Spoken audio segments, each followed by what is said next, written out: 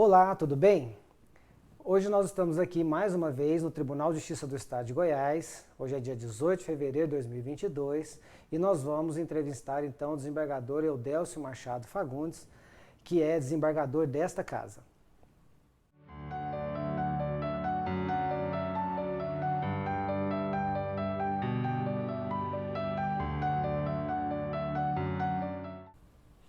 Meu nome é Geraldo Fonseca Neto e hoje nós vamos entrevistar o desembargador Eudélcio. Tudo bem, desembargador? Tudo bem.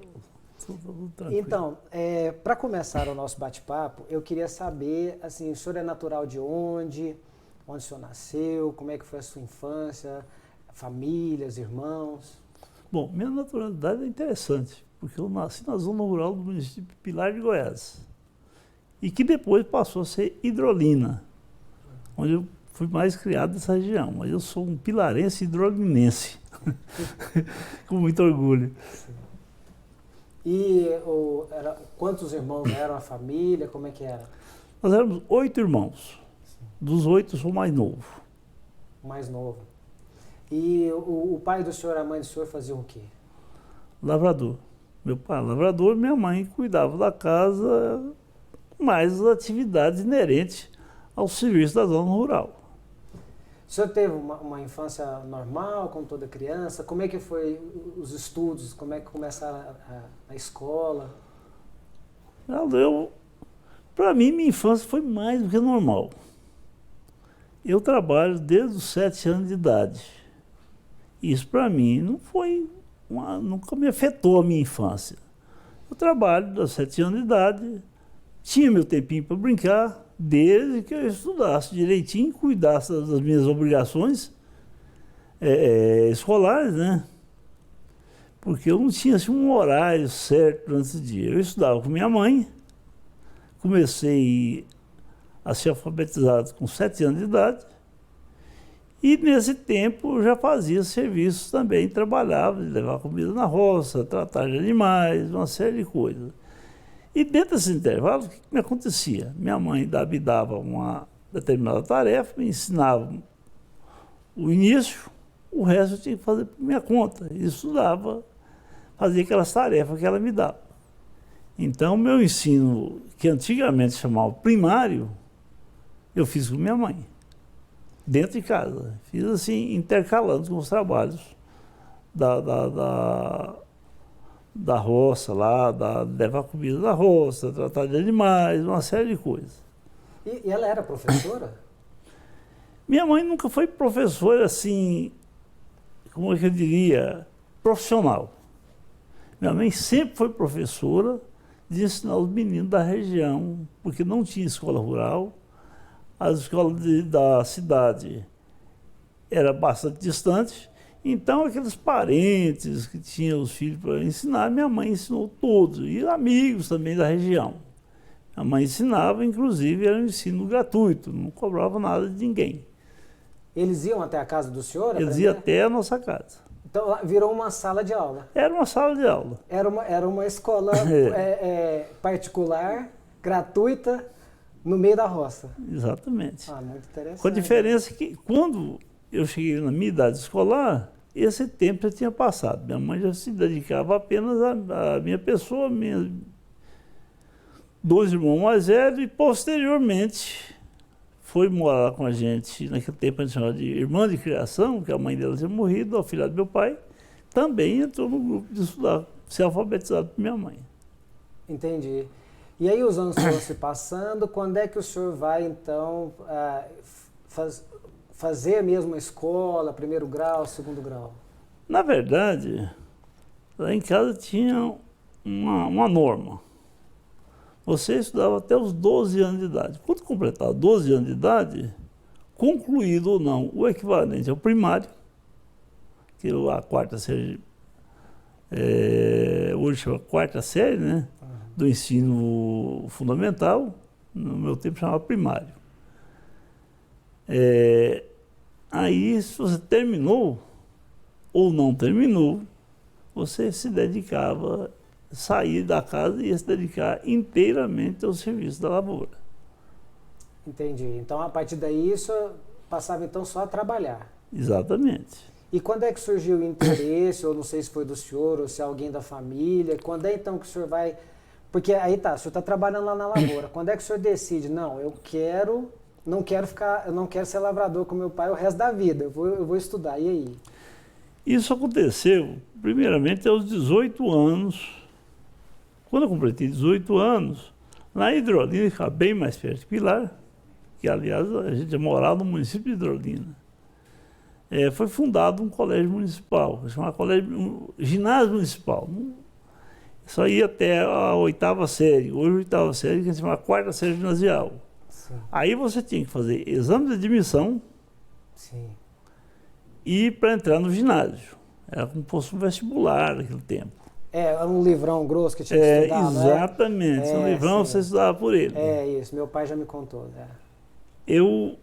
Então, vendo os meus amigos, tudo começou a estudar na cidade, e eu morava na roça, já tinha 18 anos, já tinha mais ou menos uma ideia da minha vida. Eu tinha muita vontade de ser engenheiro.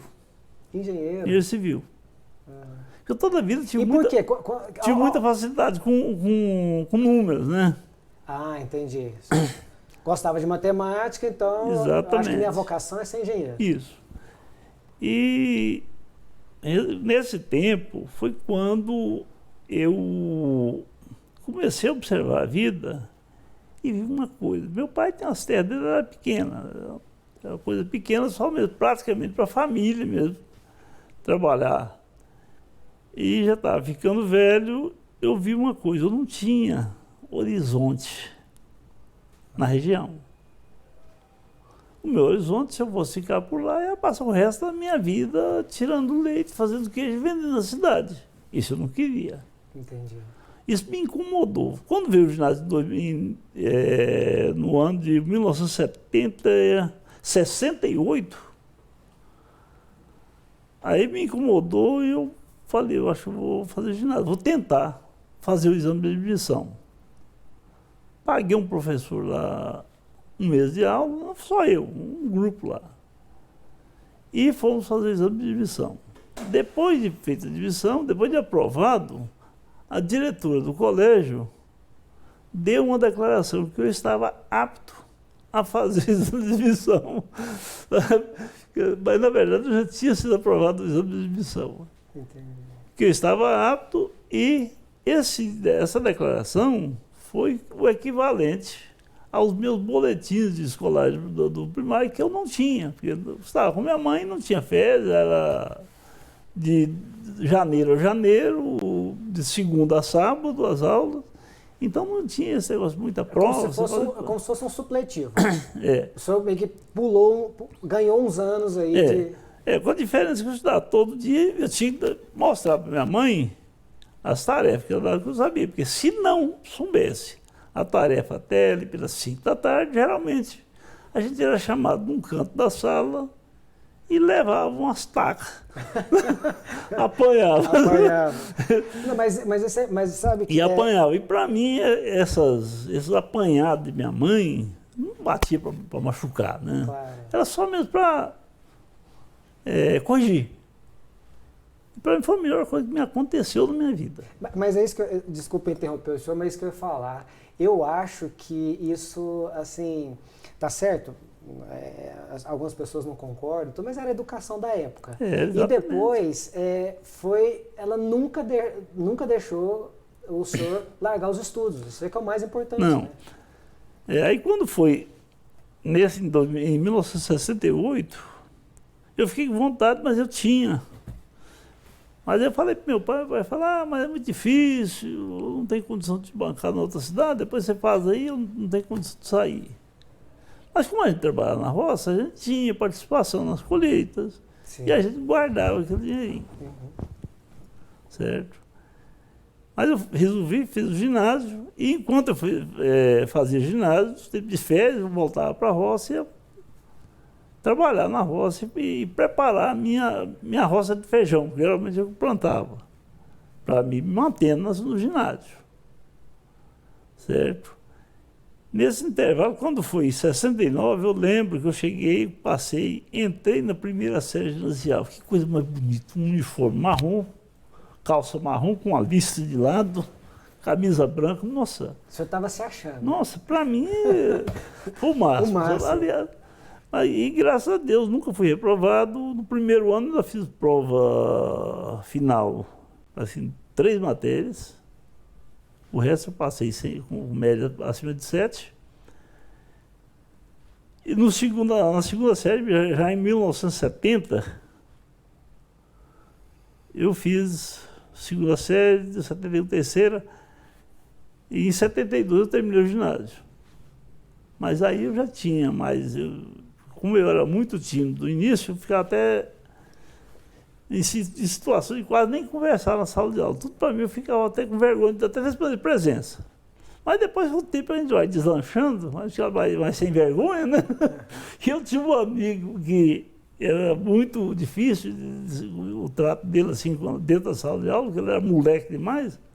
A diretora botou a carteira, você sentava 2 alunos em cada carteira. Você vai sentar junto, meu Deus, eu era quieto. Moral da história, ficou os 2 custosos. O senhor aprendeu. E é meu amigo até hoje, os camaradas. Eu sou muito amigo, meu compadre, sabe? Meu padrinho de casamento, sou padrinho do filho dele, padrinho de casamento dele. Amizade pro resto da vida. Amizade pro resto da vida. E aí o senhor já tinha o quê? Uns 22 anos? Pelas contas? Não, mesmo? aí quando eu terminei o ginásio, eu tinha 22 anos. 22, tá. 22 anos. Uhum. Aí quando foi em julho de 72, eu estava no primeiro semestre, resolvi vir embora para Goiânia, terminar o ginásio do Colégio Pedro Gomes. Sim, lá em Campinas. Foi quando eu abandonei a minha enxada de vez. Ah, entendi. Foi aí que eu deixei a enxada de lado. Mas e para o senhor se manter aqui? Aí o pai do senhor... Não, aí eu custeava tinha, como eu disse, assim, o tempo de trabalho. o dinheiro que você guardou? Eu tinha o dinheiro que eu guardei. Da lavoura de feijão? Fui me mantendo. Entendi. É interessante, era eu e meu primo. Eu tinha um primo que fez isso também. Ah. Só que meu primo estudou agronomia. Hoje ele é engenheiro agrônomo está no estado de Tocantins. Então, assim, dos 12 até os 18, esse período que o senhor ficou lá dentro da fazenda, o senhor foi produzindo e guardando um dinheiro. Exatamente. Entendi. Exatamente, guardando um dinheiro. Foi o que deu para me manter. Sim. Porque meu pai já estava bastante velho, já produzia, não tinha maiores reservas. O que ele tinha era para se manter, ele e minha mãe, né? A família. Eu não tinha mais condição. Mas, graças a Deus, eu vim para Goiânia, animei a aprender a cozinhar, para fazer tudo mais barato. Fui morar em República, aprendi a lavar roupa, passar, cozinhava nosso feijão lá e comia, sabe? Mas quando foi em 1974, interessante, em 73, eu resolvi fazer supletivo de 2º grau. Larguei o colégio de lado. Entendi. Me matriculei no cursinho, tinha aula praticamente de domingo a domingo. Mas quando foi mês de julho, foi uma temporada de prova, eu vim fazer as provas e fui aprovado em todas as matérias. Ou seja, de janeiro até final de julho, eu fiz o 2º grau. Aí eu fui tentar vestibular, eu já tinha mudado um pouco de ideia para agronomia. Não fui aprovado. Sabe? Aí, agronomia por conta da fazenda, né? A minha facilidade com a área de exatas também. Também. Mas como eu não passei, eu continuei nisso, apareceu um concurso na Caxeg. Aliás, o único concurso que a Caxeg deu em toda a existência dela. Não sabia. E eu digo que isso foi Deus que mandou abrir essa porta para mim.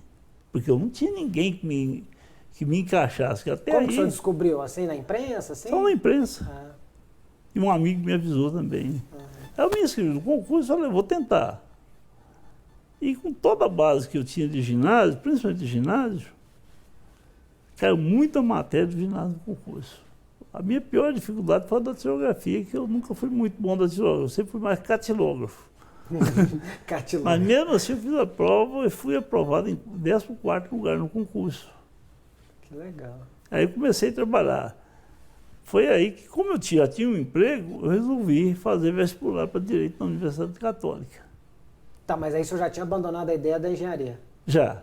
Tá. Não, porque acontece o seguinte, eu fui fazer aquilo que era mais urgente para mim. Só que eu falei, vou fazer o curso de Direito, vou me matricular, se eu passar, se eu for aprovado, eu vou fazer o curso de Direito para ser juiz de Direito igual o doutor João Batista Silva Neto, esposo da doutora Vânia, que aposentou há pouco tempo. Ele foi juiz lá na Hidrolina, que foi sede de zona judiciária. Ele era juiz lá. E é uma pessoa que eu passei a admirar muito a pessoa dele. Falei, vou ser juiz igual o doutor João. Vou ser um cara sério e trabalhador. Mas, e graças a Deus, em 1979 eu formei em Direito, abri um concurso para juiz, logo de imediato. O senhor fez na Federal, na Católica? Na Católica. Na Católica. Estudei na Católica. O senhor sabe que o desembargador Guilherme estava tentando medicina, porque diz que é de família de libanês, então ou era comerciante ou era médico. Não passou em medicina, resolveu tentar direito na Católica, passou, acabou se apaixonando pelo direito. Pois é, foi o meu caso. Mas o senhor já estava determinado a ser juiz. Se você terminar o curso de Direito é para ser juiz. Aí abri um concurso para juiz em 1979. Eu formei em julho, setembro abriu o concurso. Para você fazer a inscrição, ou você tinha 3 anos de advocacia, ou então você tinha que ter média acima de 7 no estágio. Eu tinha. Ah, que interessante, eu não sabia disso. Eu me inscrevi, mas nisso eu me casei e parei. Eu fiquei uns 2 anos praticamente assim, meio parado de estudar. Comecei a advogar com um colega meu e todo mundo esqueceu do concurso. Quando foi em 1971, julho, de repente sai na imprensa. Prova escrita, vai começar as provas escritas do concurso de juiz. Eu não tinha estudado nada. Sabe o que era? Nada. Mas eu fui fazer a prova. Fiquei na prova oral. Passei em todas as provas escritas, fui reprovado da prova oral. Mesmo? E essa reprovação, ao invés de me deixar esmurecido, me fez animar. Na primeira vez você já chegou lá? Foi a primeira vez, não estudei. Fiquei na prova oral. Que eu tenho chance, né? E outra coisa, eu descobri que o concurso era muito sério. Porque nessa altura, eu cheguei na prova oral. Porque antigamente era o seguinte, você fazia uma prova hoje, se você fosse reprovado, amanhã você estava eliminado.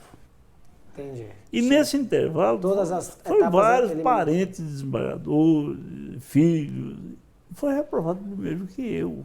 Quando eu vi aquilo, falei, o concurso é sério. Entendi. Tem seriedade esse concurso. Sim, Sabe? Eu preciso estudar. Foi a conclusão que cheguei, foi isso.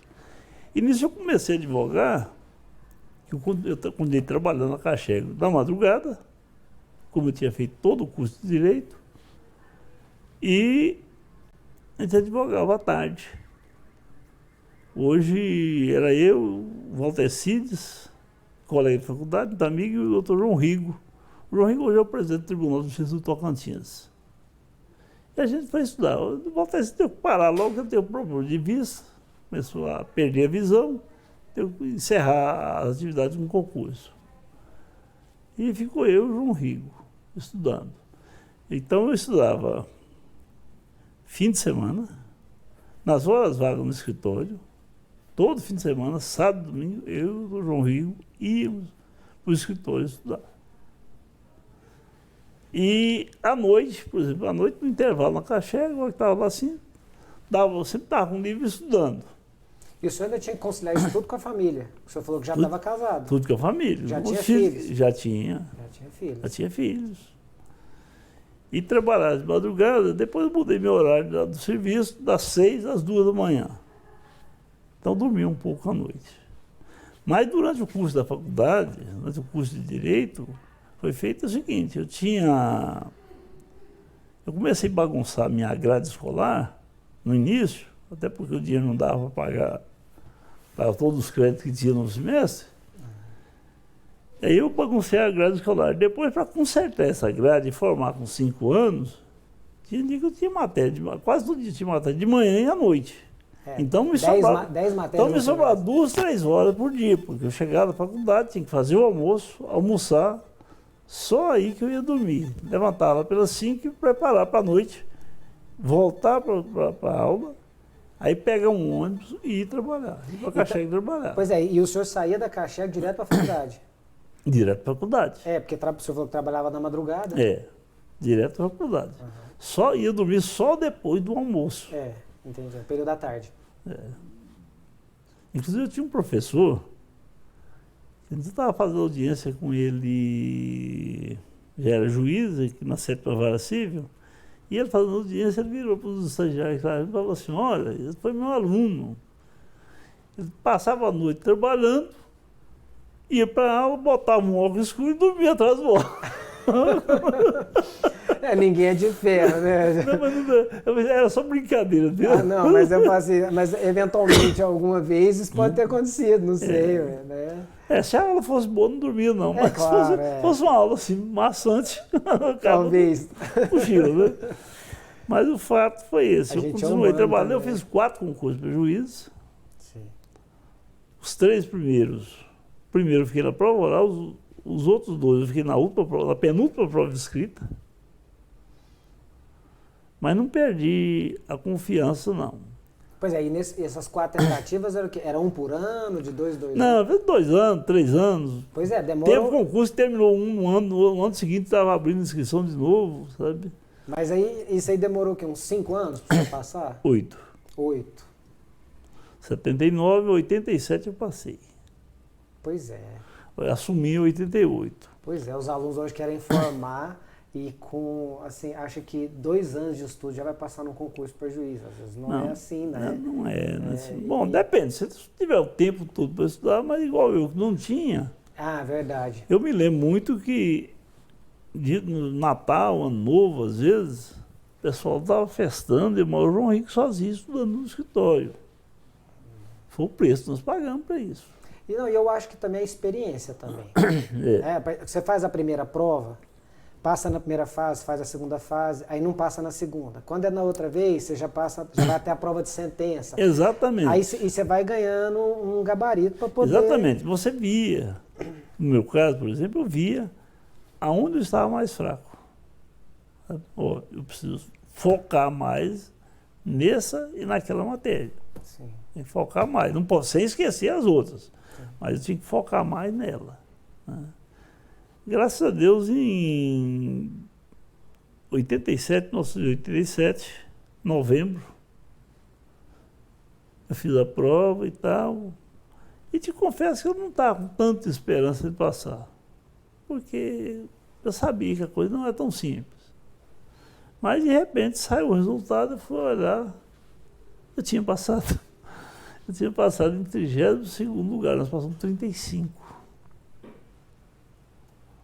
E aí a primeira comarca? Aí foi chamado, fomos chamados de 6 em 6.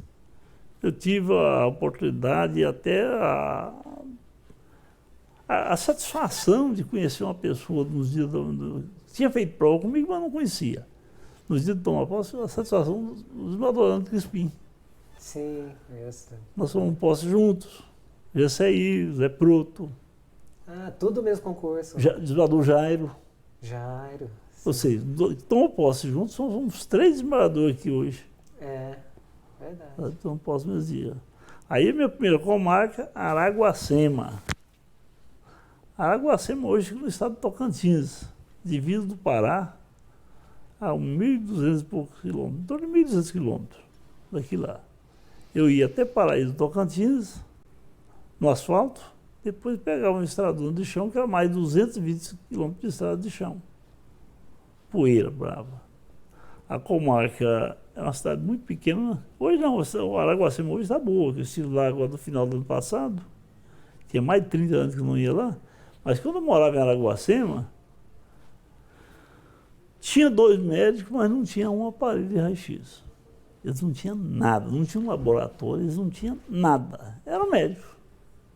Só, mas... Atendia em casa? Não, geralmente eles atendiam. Lá tinha um que era dos Menonitas, da igreja Menonita, eles mantinham lá um colégio e um médico lá. Mas eles faziam o primeiro atendimento e mandavam, vai embora para o Paraíso ou Araguaína, porque aqui o resto não tinha mais nada. E não tinha nem panificadora. Nem panificadora? Nem panificadora tinha. É bem pequeno mesmo. Não, era uma cidadezinha assim que não tinha nada. Mas interessante, já era comarca. Era comarca antiga já. Araguacema, quando eu morei lá, era a terra do já teve. Aqui já teve um convento, já teve uma charqueada grande, já teve isso, já teve aquilo. Terra do já teve. Já teve. E do amanhã eu faço. Porque tudo que você precisava do pessoal lá, eles vieram para você, doutor, amanhã eu faço. E não fazia. Era um pessoal muito pobre de espírito, o pessoal... Mas o tempo vai passando, vai melhorando, né? Com certeza, é. Então, minha primeira comarca foi essa. Aí criou-se o estado de Tocantins. Eu estava bastante influído de ficar no estado de Tocantins. Mas depois eu comecei a ver algumas coisas que eu não estava gostando.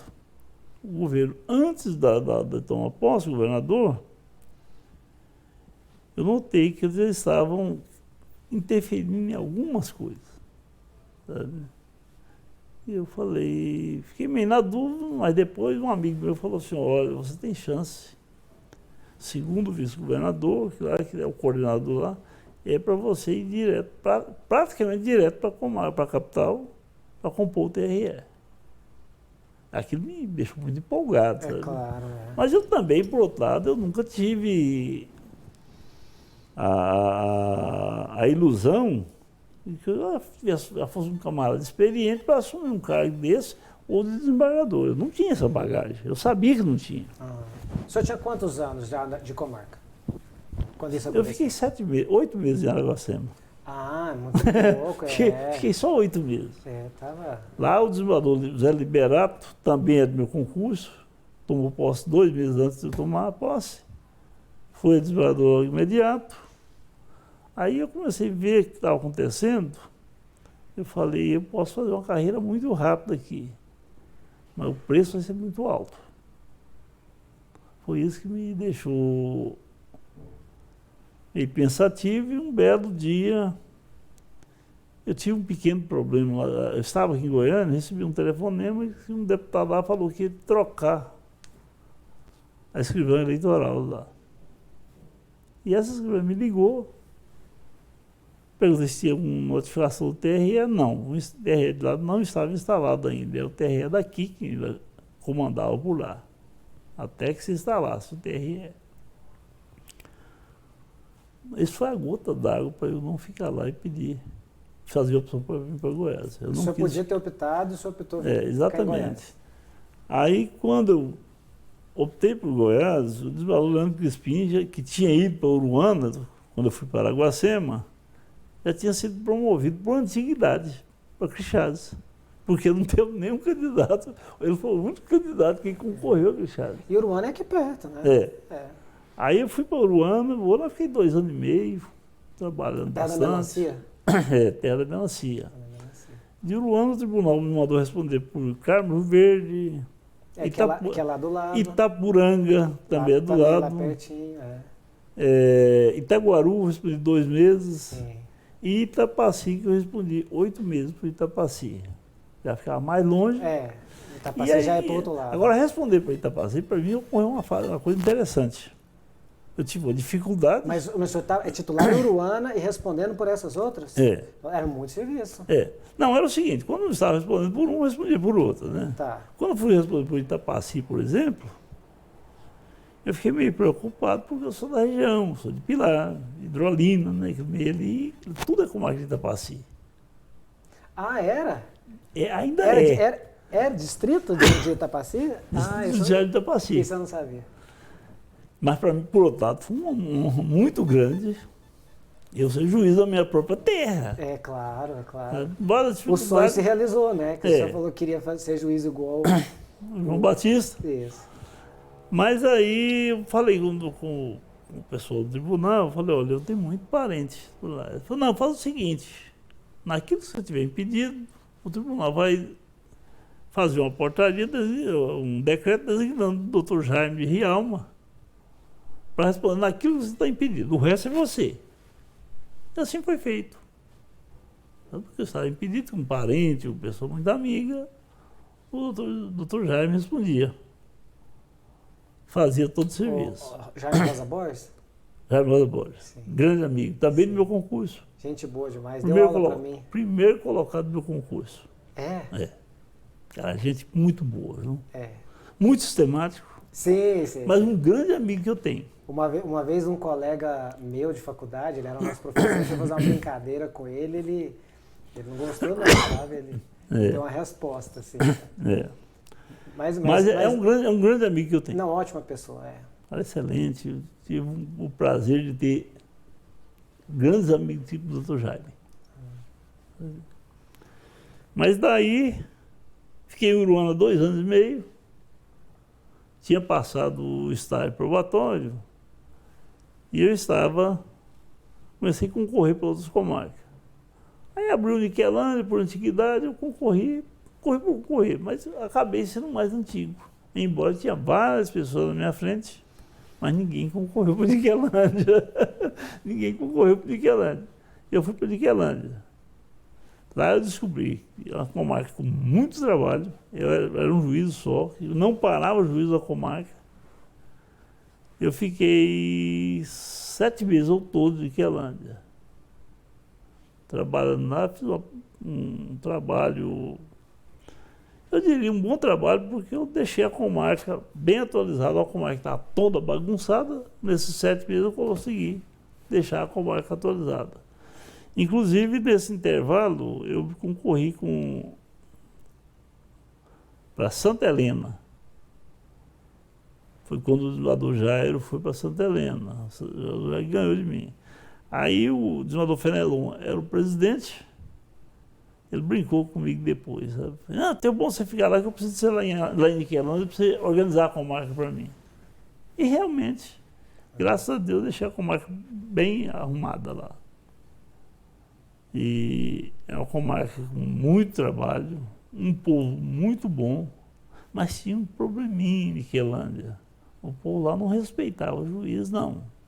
Mas morria de medo de juiz.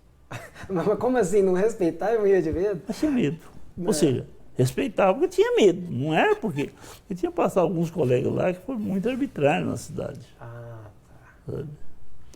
Tanto que quando eu cheguei na comarca, comecei a visão ia muito fora a pé, que não era muito longe da minha casa. Um certo dia uma moça me abordou na rua, perguntou se realmente eu era juiz, porque lá é muito quente, eu não usava terno, não. Aí eu falei que sim, porque ela falou, não, eu trabalho nessa loja aqui, nós estamos discutindo aqui. Se o senhor é, um fala que o senhor é juiz e o outro está duvidando. Mas por que você está duvidando? Não, porque nós nunca tivemos um juiz aqui que cumprimentasse o povo da cidade. O senhor passa aqui a pé todo dia, fala bom dia e boa tarde. Nós nunca tivemos um juiz dessa situação, nós não conhecíamos isso aí. Daí a dúvida, se o senhor realmente fosse ou não juiz. Mas talvez faltasse... Você vê como é que era a questão lá. É, mas eu acho que o que faltava lá era o senhor abrir a porta do gabinete. Era exatamente isso. O que faltava era isso. O gabinete era fechado. Não tinha abertura para ninguém.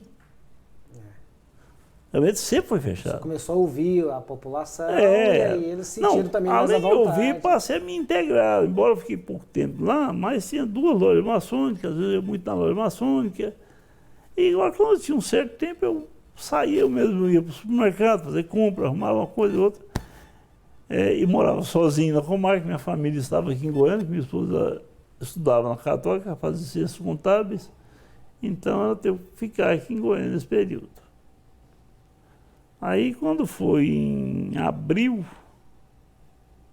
de 91, eu vim promovido para Anápolis. Aliás, minto.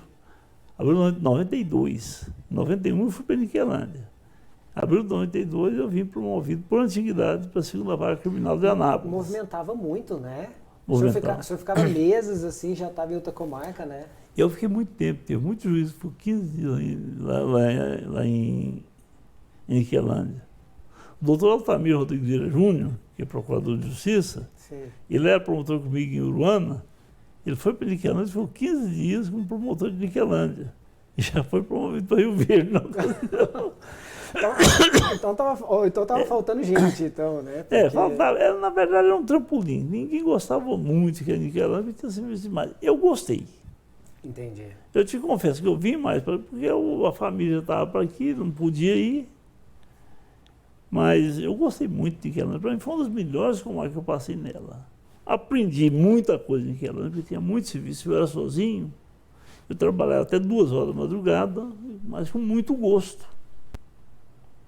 Porque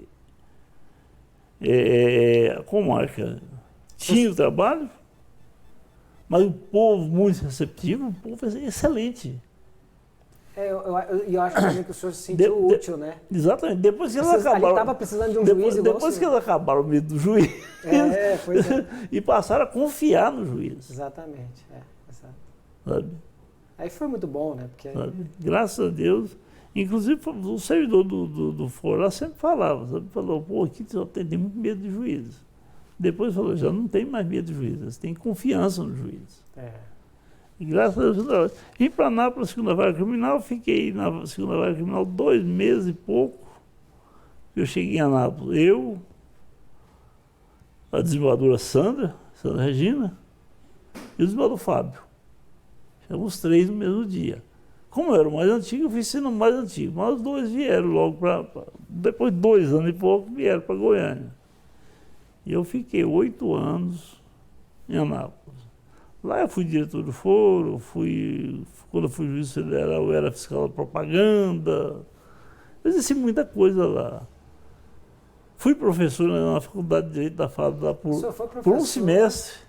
Mas não sabia. Mas em razão do volume de trabalho que eu estava nele, nesse tempo, a juíza da Vara de Família de Anápolis. Qual que era a cadeira? Direito Civil. A juíza da Vara de Família de Anápolis saiu de licença prêmio e eu fui responder pela Vara de Família também.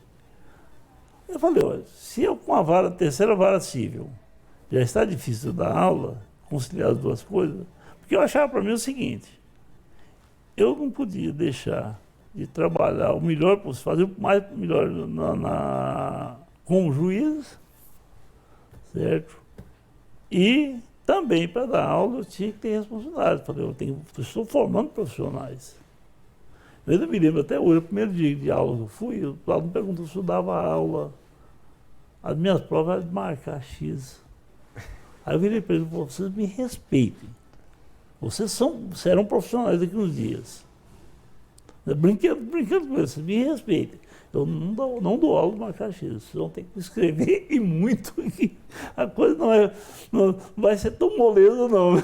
Mas não mudou muito, não, né? Até hoje, eles fazem prova oral, já fica com medo. Né?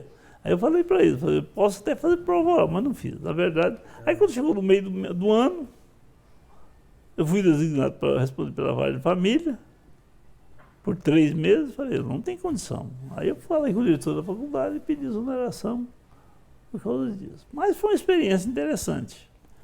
Mas só voltando lá em Anápolis, que eu vim para a vara criminal, mas 2 meses depois, abriu uma vaga na terceira vara civil, eu sempre gostei de trabalhar na área civil, certo? Então eu fui para a terceira vara civil. E lá eu respondi, na terceira vara civil, eu respondi por quase, só não respondi pelo juizado criminal. Fui presidente da turma recursal e juiz estadual, juiz eleitoral, desculpa. Juiz eleitoral com responsabilidade pela propaganda, foi muito cansativo, que acumulou diretoria de foro, uma série de coisas que eu estava com tudo à mão. Ano eleitoral não é fácil, né? E com direção de foro, 14 juízes na comarca. É muita gente. Já é bastante gente, já não é pouca gente. E lá você... Aqui, por exemplo, em Goiânia, você deixa a sua vara e vai ser diretor. Lá não, você continuava, eu tinha que manter meu trabalho em dia. Tinha que continuar produzindo sentença? Tinha, mesmo jeito. Não sabia disso não. E a Anápolis só perde para Goiânia, né, em número de juízes, é a maior, né? Na Goiânia tem 20 e tantos juízes hoje. No meu tempo tinha 14. Pois é. Mas foi uma época boa, eu gostei. Foi uma senhora comarca. Anápolis, para mim, foi o meu xodó. Viu? Todas as comarcas foi xodó, mas Anápolis foi uma comarca que eu me destaquei, graças a Deus, foi onde eu pude mostrar meu trabalho direito. E como eu tinha muita coisa para responder, eu me lembro, teve uma ocasião que o juiz da primeira vara civil de Anápolis aposentou-se, E eu fiquei 14 meses respondendo, como respondente da primeira vara civil. Eu tinha que dar conta do meu trabalho da terceira vara e da primeira, que inclusive quando o colega aposentou, tinha muita coisa atrasada, eu tive que procurar botar mais ou menos em dia. Não pus totalmente em dia, mas eu trabalhei muito em Anápolis. Mas foi uma comarca que eu me realizei em Anápolis como juiz. Depois eu vim para Goiânia, em 2000, fevereiro de 2000, vim removido para Goiânia para o 9º Juizado Civil. Você vê o tanto que eu gostava da área civil. E lá dos 9º Juizado eu fiquei 2 anos e pouco, quando o desembargador João Valdec veio para o tribunal como desembargador, ficou a vaga, eu pedi relotação para a terceira vara civil, para a 7ª vara civil. E lá eu fiquei de 2002 até 2011, quando eu vi ser juiz substituto de 2º grau, sempre trabalhando na área civil. Como juiz substituto de 2º grau, eu fui convocado várias vezes para responder do crime também.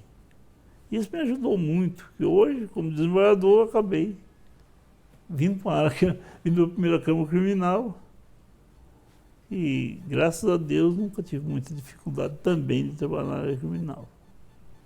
E aqui estou. E deixa eu perguntar uma coisa para o senhor. Assim, olhando para toda essa história, qual foi o momento assim mais difícil na carreira do senhor? Um momento assim que o senhor achou que, seja financeiro ou profissional, que o senhor falou assim, não, tá difícil, tá duro. Financeiro eu tive vários. Porque quando eu fui juiz em Uruana, eu lembro que o governador era o Henrique Santilo, começou a atrasar pagamento. Eu sei que quando o governador Henrique Santilo deixou o governo, nós tínhamos 6 meses sem receber mais o 13º. Teve um dia lá em Uruana que eu me lembro que eu não tinha dinheiro para fazer supermercado. E fiquei na situação, aí eu fui no gerente do Banco do Brasil, não foi pedir empréstimo, o banco tinha me dado um cartão de crédito, sem custo. Eu falei com o gerente, falei, escuta, como é que eu faço para sacar? Eu não tinha muito custo no cartão de crédito. Sacar algum dinheiro no cartão de crédito. Aí o gerente falou assim, você está precisando de dinheiro? Eu falei, sim. Aí contei para ele, sabe, o pagamento atrasado. Ele falou, não, vamos fazer diferente. Tem um rapaz que trabalha no fórum, que ele tem uma loja ali, em nome do irmão dele, do cunhado, mas ele é sócio lá. Vamos fazer um empréstimo. Está um juro muito bom para o comércio. Para a loja, você deixa um cheque lá com ele. E eu faço o empréstimo e o dinheiro passa para sua conta. Assim foi feito. Ele me salvou da situação.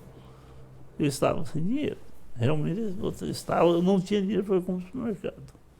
Porque fazia o empréstimo no nome do comerciante, porque o juro era menor, e ele passava o dinheiro para o senhor. E ele me passava o dinheiro. E como ele era funcionário do fórum, ele era contador do fórum, então isso para mim ajudou. Foi uma ajuda muito grande que eu tive. Depois, quando o pagamento saiu, eu fiz o pagamento para ele e resolvemos a situação. Mas nós passamos 7 meses, aliás, 6 meses, bem mais de 6 meses, porque a coisa ia acumulando. O pagamento saía hoje. Aí o outro atrasava mais de um mês. Aí pagava aquele mês atrasado. E foi acumulando de maneira que quando a coisa regularizou, nós estávamos com 6 meses sem receber mais o 13º salário. E como que fazia com água, energia? Nesse tempo a gente morava na casa da prefeitura, a prefeitura bancava isso aí. Tinha isso, essa regalia lá. E todas as comarcas que o senhor passou, tinha ou não? Anápolis não, mas as demais comarcas tinha. E um juiz naquela época ganhava razoavelmente bem? Hoje é um bom salário, né? Na época. Não ganhava tão bem. Só para você ter uma ideia, quando eu entrei na magistratura, eu estava começando a estabilizar com a advocacia, mais meus colegas, e trabalhar na Caixego. O salário que eu tinha na Caixego, como operador de computador, porque eu não trabalhava no jurídico lá não, Eu era operador de computador de grande porte. Era quase idêntico com o salário do juiz de direito. Tanto que a gente rodava a folha de pagamento do Tribunal de Justiça, a gente via quanto é que um juiz ganhava. Aí uns falavam, o que você está fazendo para fazer concurso para juiz? Você ganha tão bem, seu salário é igual ao do juiz? Não, mas eu quero ser juiz. Só que lá ele recebia todo dia 20. E aqui ele passou a receber atrasado. E teve outro fato também, que eu fui ser fiador de um aluguel de uma juíza. Era juíza em Caldas Novas. Ela alugando uma casa para a filha dela e o genro. Alugando. Aí eu fui me pedir para ser fiador. Ela era muito amiga, era vizinha de apartamento. Aí eu lembro quando eu mostrei meu contra-cheque, ela veio para você, Nelson, por que você quer fazer concurso para o juiz? Você ganha igual eu ganho. Desse jeito. Era ruim o salário. Não era tão bom assim, não. Mas é aquilo que você falou lá atrás, né? Era o sonho, né? Era o sonho. O sonho se realizando. Eu falei, mas eu quero ser magistrado. Não quero passar minha vida apertando botão no computador. Claro, entendi. Saí da Cacheca, entrei na magistratura, 2 anos e 4 meses, a Cacheca fechou. É mesmo, teve isso, né? A Cacheca fechou. Mas eu sempre digo o seguinte, sabe, Geraldo? Em toda situação minha, Deus foi abrindo as portas. Quem abriu as portas foi Deus. Eu não tive ninguém, humano nenhum, que me fizesse alguma graça. Sabe? Uhum. Minhas promoções na magistratura foram todas por antiguidade. Inclusive como desembargador. Entendi. Foram todas por antiguidade. As coisas foram acontecendo. Mas tudo que eu quis, assim, sonhei de ter, eu consegui, graças a Deus. Mas Deus sempre abriu as portas. Não foi fácil? O senhor se sente realizado? Sinto. Tem alguma coisa que faltou? Que às vezes o senhor fala, podia ter feito isso, não fiz? Não, de maneira nenhuma. Eu acho que eu consegui conciliar a minha vida, tanto de servidor da Cacheca quanto como magistrado, conciliar o trabalho com a minha família. Sabe? Eu sempre me relacionei bem, eu não tenho nenhum arrependimento, assim, eu deixei faltar isso na minha família, faltar a minha presença na família, não. Em que eu trabalhava tanto, eu trabalhava muito em casa, né? De maneira que eu estava sempre presente com meus filhos. Teve o momento de estudar para o concurso, que aí você privou um pouco, mas isso é normal, né? Isso é normal. Todo mundo que está estudando para concurso sabe disso. É um período que você vai privar, né? Mas mesmo assim eu procuro. Você vai deixar de ir na festa, vai deixar de ir no Réveillon, tudo, mas para depois também. Natal. Mas depois você toma uma carreira. Natal eu ia na festa. Natal, no dia seguinte eu estava lá, todo mundo. Ou dormindo no cansaço da festa, eu estava lá no escritório fechado, eu e o João Rigo, estudando.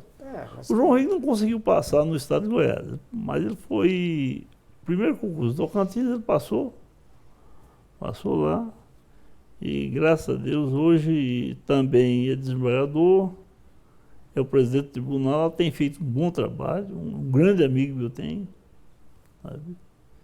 E o Walter Cida, infelizmente, ele não pôde fazer, porque ele foi perdendo a visão. E ele faleceu com Covid em 2020. Ele estava aqui em Goiânia? Ele morava em Nerópolis. Ele tinha aposentado, ele morava em Nerópolis. A família dele é de lá? Não, a família dele, a maioria morava em Goiás, mas esparramou por aí, sabe? E ele veio para Goiânia estudar, ficou por aqui e casou com uma moça de Nerópolis. Aí mudou-se para lá. Depois eu fui morar com o sogro lá, que estava muito velho, né? Aí depois que ele aposentou, ele mudou para lá. E quando eu saí da magistratura, e logo depois o João Rico saiu, ele foi obrigado a parar de advogar, porque ele já não tinha mais quem ficasse com ele, porque a visão dele não estava boa, ele já não enxergava. E qual foi para o senhor assim, o maior sucesso na carreira? Foi você virar desembargador? Ou teve alguma coisa assim que você achou que foi mais importante ainda? Não, virar desembargador, para mim, foi o mais importante, porque desembargador é um cargo que pouquíssimos magistrados alcançam. Então Deus me deu essa graça de alcançar. Então esse seria o ápice da carreira. Exatamente. Pena que meus pais não estão vivos. para ver isso aí. Não veio Porque assim. meu pai e minha mãe, eles viram eu me formar em Direito. Minha mãe, por exemplo, formei em julho, ela morreu em dezembro. Meu pai não viu eu ser aprovado no concurso de juiz, porque ele morreu no final de 85 e eu passei em 87. Mas ele viu eu fazia alguma coisa de advocacia. Eles faleceram novos. Mas naquele tempo o pessoal não vivia tanto. Não vivia Minha mãe morreu com tanto, 69 anos. Uhum. Mas então é isso aí. E a última pergunta para a gente terminar. Se conselho fosse bom, o que o senhor diria para os alunos que estão hoje, tanto na faculdade quanto os que acabaram de formar? Para os alunos que acabaram de formar, eu digo o seguinte: geralmente, enquanto você é aluno, você está assim, com aquele afã aguardando a formatura. Pelo menos foi isso que aconteceu comigo. Depois de formado, você vai encarar a realidade. A realidade não é fácil. Não é fácil para ninguém. A não ser que alguém já tenha filho de algum advogado, algum jurista que é famoso, que consegue seguir, mas são poucos. Mas, de modo geral, a pessoa tem que se dedicar ao que ele quer fazer. Não é fácil? Não. Eu acho que não é fácil para ninguém. Não foi fácil para mim, não é fácil para ninguém. Certo? Mas você tem que ter dedicação, acreditar em si mesmo, acreditar em Deus em primeiro lugar, que Deus tem os planos para a gente. Certo? Primeiro acredita em Deus, tenha força, coragem e perseverança. Não é fácil? Não. Exige muito sacrifício? Exige. Mas isso aí é para qualquer pessoa. Esse sacrifício ele vem e você tem que enfrentar.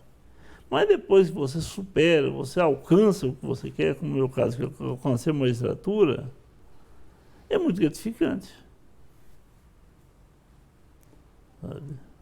Aliás, eu te disse que foi quando eu subi como administrador, na verdade não foi.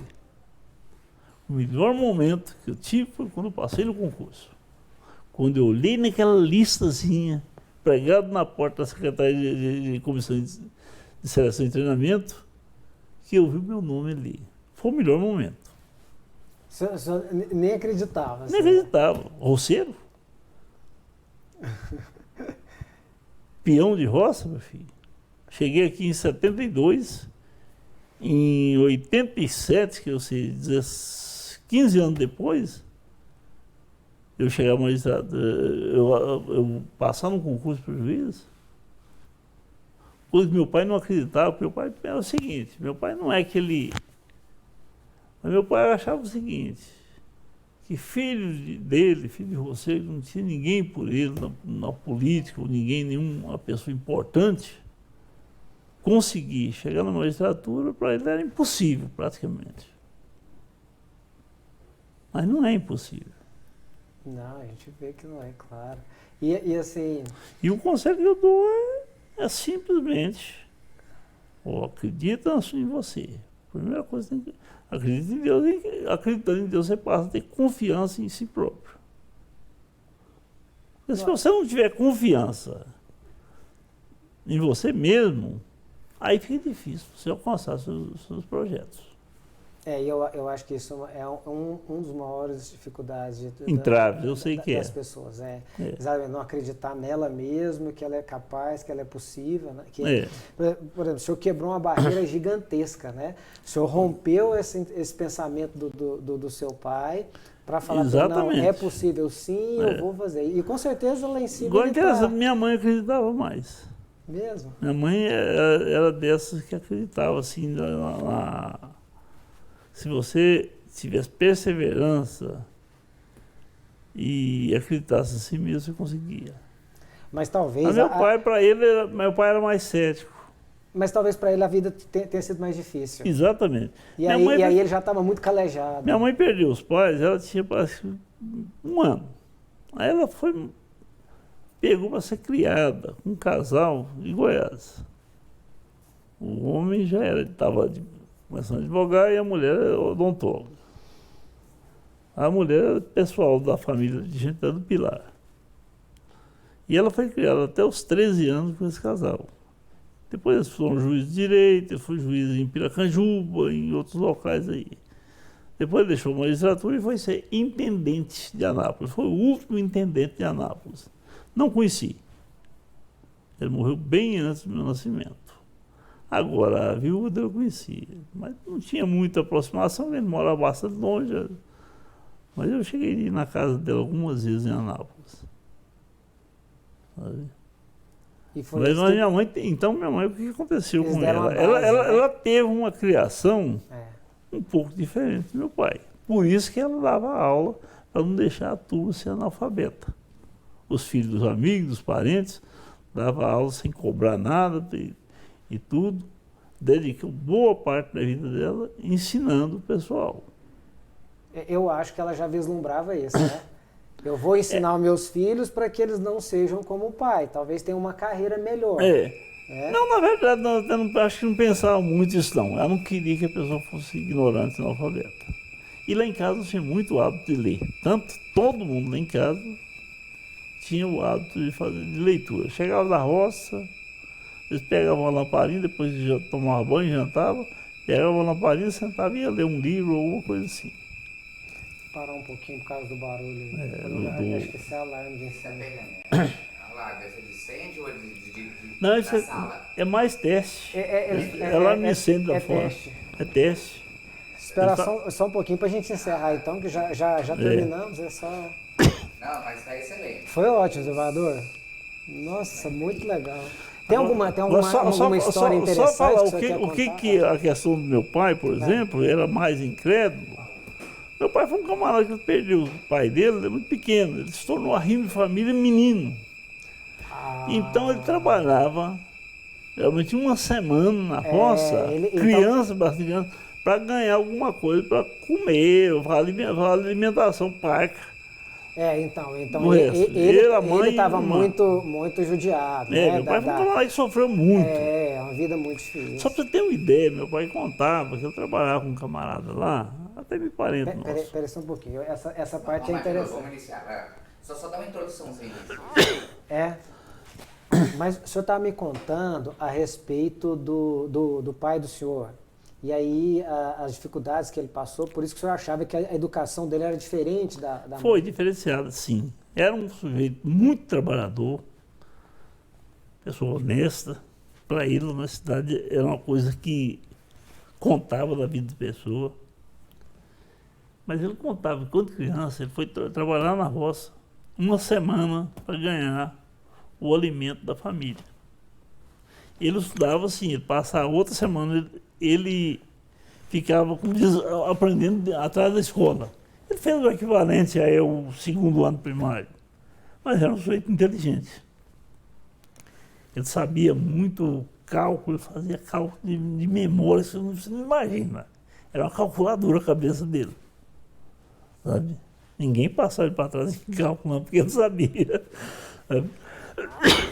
Mas então ele trabalhava lá, nessa situação, e o sujeito que trabalhava era até casado com a irmã dele. Mas naquele tempo isso era normal. Quando trabalhava, tempo de chuva, chovia muito naquele tempo. O cara trabalhava o dia inteiro na roça. Quando era noite, ele chegava e comia alguma coisa assim, ia dormia em cima de um couro de vaca e rebuçava com outro. Era o jeito que ele trabalhava. Um camarada muito sofrido da criança dele.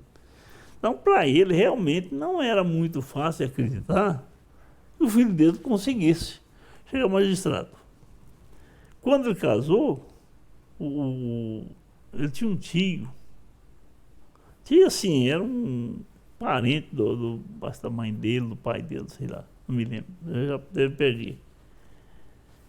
Que ajudou ele muito, sabe? Chamado José Aranha, lá de Pilar. Foi ele que vendeu para ele um pedacinho de terra para pagar como desse conta. Como e quando desse conta de pagar. Uma pessoa que ajudou muito meu pai. Sabe? E um fato interessante, que há pouco tempo, então, ele era o seguinte, ele era muito bem visto com esse filho dele. coisa que eu nem sabia disso. Aí, esse tempo eu estava passando em frente ao Instituto Neurológico, encontrei com o ex-marido da Lília Mônica, doutora Lília Mônica, e ele me conhecia, chamou a tia dele e falou: tia, esse é parente nosso, ele é juiz aqui em Goiânia. Aí eu falei: filho de quem? Ele falou: mas era quem levava a gente na festa. Quando meu pai não podia levar a gente na festa, meu pai mandava ele levar. Ele era solteiro, levar a gente em festa. Ela falou: mas uma coisa me alegra muito, saber que um filho de Benedito Machado é juiz de direito. Coisa que ninguém esperava. Coisa que ninguém pensava disso. Ou seja, não era só isso. Não, mas com certeza... Por causa da dificuldade dele, quem quer pensar? Mas com certeza as pessoas reconhecem, né? Mas não que eles... O senhor é uma história de sucesso. Mas não, né? que eles duvidassem da qualidade, da capacidade do meu pai. Sabe? Ou de um filho dele. Mas assim, as condições de vida que ele tinha, não é fácil. Claro. Não, é muito mais difícil, né? É muito mais difícil. Se eu pensar uma pessoa que nasceu A na vida capital, para ele que foi muito estudou, difícil. que estudou numa escola particular, estava mais propenso a ter uma facilidade, né? Meu pai foi, agora eu te digo, meu pai foi um vencedor também. Viu? Não, com certeza. Trabalhava Foram muito. 8 filhos. Né? Não, trabalhava muito Né? e sempre pautou pela honestidade. Para ele, a honestidade para ele era o maior patrimônio de um homem. E eu esqueci de perguntar, eu vou perguntar agora no finalzinho. Qual foi a causa mais interessante, assim, que o senhor lembra, assim, que o senhor julgou nesses tempos todos aí, essas comarcas, teve algum caso assim? Que possa contar também, que não seja nada... Não, interessante foram muitas, né? Mas é porque Uruana tinha um processo muito antigo lá que eu julguei, que era uma anulação de escritura. Eu lembro que eu terminei a audiência, era meia-noite. Meia-noite? Meia-noite. O senhor começou de tarde a ouvir testemunhas? Ouvir testemunha. Que Mas era uma isso? audiência complicada, assim, muita questão. Não, porque normalmente é tribunal do júri, é que vai até tarde, assim, né? Essa foi uma audiência. E depois eu tive um caso em Anápolis também, que foi outro processo complicado, já tinha sido julgado por outro juiz, o tribunal anulou o processo. O juiz da segunda vara já estava impedido, dentro daquela impedido que o irmão dele tinha se pronunciado alguma coisa do processo. O juiz que deu a primeira sentença acabou, ficou meio desmoralizado da cidade, também se deu por impedido. E o desembargador Fenelon me presenteou com o processo. Ele era o presidente, chegou e falou: olha, estou te nomeando para você instruir os processos e julgar, que eu acredito que você vai dar conta. E dei. Realmente dei conta e o tribunal confirmou a sentença com muita tranquilidade, sabe? Entendi. Mas tem muitos, né? Tem muitos interessantes, mas a gente tem uns que a gente marca mais. E então, eu quero agradecer ao senhor mais uma vez por ter aceitado o nosso convite. Né? Eu acho assim, a história do senhor é muito interessante, né? Serve como exemplo demais para os alunos, principalmente para aqueles que ainda estão dentro da faculdade, assim, já começando a pensar, mas também para os que já formaram, para que não desistam dos seus sonhos, para que não desistam das suas pretensões, seja advocacia, seja concurso público. Vislumbra no senhor as dificuldades normais da vida. É normal. Tem que conciliar tempo com família, com profissão. Quer dizer, o senhor teve o concurso da Cachego, que deu esse suporte para o senhor poder estudar e sustentar a família. Muito, muito boa assim, as dicas também que o senhor deu para nós. Quero agradecer também os nossos produtores, Alano Mota e João Paulo, que estão aqui conosco, não é? E agradecê-los por nos assistir. Muito obrigado. Geraldo, eu só quero concluir. Pois não, desculpa. É o seguinte. É que, na verdade, isso vai ser a terceira vez que eu dou uma entrevista mais nesse sentido. Eu acho que já... Mas eu acredito, eu aceitei, porque se for para ajudar as pessoas a aumentar, a melhorar a autoestima, eu realmente... Eu me sinto honrado e agradecer você por essa oportunidade de fazer isso aí. Se for, espero que tenha alguma valia para algumas pessoas. Se valer para uma pessoa, para mim já foi bastante. Desembargador, o senhor pode ter certeza. Primeiro, a satisfação nossa, né? O senhor ter aceitado e contado. Segundo, esse vídeo vai na íntegra para a internet, vai ficar salvo lá para quem quiser assistir. Nós temos a intenção de contar tudo. Quem, né? Eventualmente alguém quer ouvir só um corte e tal, nós vamos fazer os cortes. Mas a ideia é deixar esse vídeo lá para a posteridade, para que todos possam assistir. E, assim, não tenha dúvida disso, não, mas em hipótese alguma. A experiência de vida do senhor mostra claramente como é possível, né, numa situação, igual o senhor fala, às vezes adversa, com todas as dificuldades, e chegar onde o senhor chegou. Então, assim, mostra que nada é impossível. Né? Eu quero concluir uma coisa que eu lembro que uma vez uma sobrinha me chamou a atenção, discordou do que eu falei. Ela namorava com... Tinha uns primos que namoravam com portugueses, e ele veio passear aqui no Brasil, e foi almoçar lá em casa, e eu falei para ele, sabe, que aqui no Brasil é um país assim, um país de dificuldades, com muita corrupção, com muita isso, mas é um país de oportunidades. Basta a pessoa ter coragem de encarar a vida, acreditar em Deus, acreditar em si, e que ele consegue também. O que não acontece na maioria dos países por aí. Um camarada que veio do jeito que eu vim da roça, em outros países talvez não consiga isso nunca. Sim. Mas aqui no Brasil consegue. Entendo. Uhum.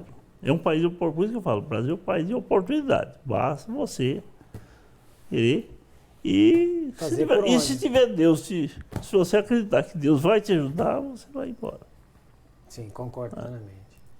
Muito obrigado mais uma vez. Mas de que, Geraldo? Eu que agradeço, fico muito grato pela sua iniciativa sua e que essa entrevista seja realmente tenha utilidade, pelo menos para uma pessoa.